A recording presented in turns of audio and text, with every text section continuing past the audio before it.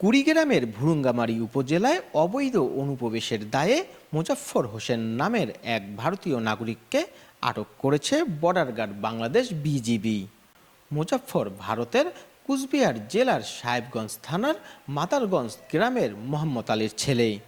আটক ভারতীয় নাগরিকের নামে অবৈধ অনুপ্রবেশের মামলা দায়ের করে ভুরুঙ্গামারী থানায় হস্তান্তর করা হয়।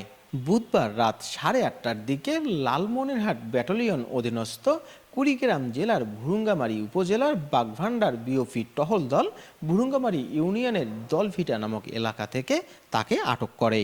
বিজিপি জানান, বাগভান্ডার বিওপির কমান্ডার গোপন সংবাদের ভিত্তিতে জানতে পারেন সীমান্ত পিলার 957 এমপি এর নিকট দিয়ে দুজন ভারতীয় নাগরিক অবৈধভাবে বাংলাদেশে অনুপ্রবেশ করেছে।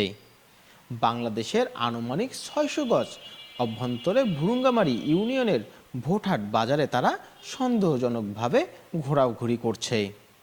এমন তথ্যের ভিত্তিতে বাগভান্ডার বিওপির নিয়মিত টহল দল ওই দুই ব্যক্তিকে প্রাথমিক জিজ্ঞাসাবাদ করে। জিজ্ঞাসাবাদে ওই দুজন নিজেদের বাংলাদেশি নাগরিক দাবি করেন। বাজারে ঔষধ কিনতে এসেছেন বলে জানান। পরে বিজিবি তাদেরকে চ্যালেঞ্জ করলে তাদের একজন দৌড়ে ভারতের অভ্যন্তরে চলে যায়। এই সময় মোজাফফর নামের একজনকে আটক করা হয়। তাকে ভুরুঙ্গামারী থানায় হস্তান্তর করা হয়েছে। Desk news, লালমনিরচিত্র।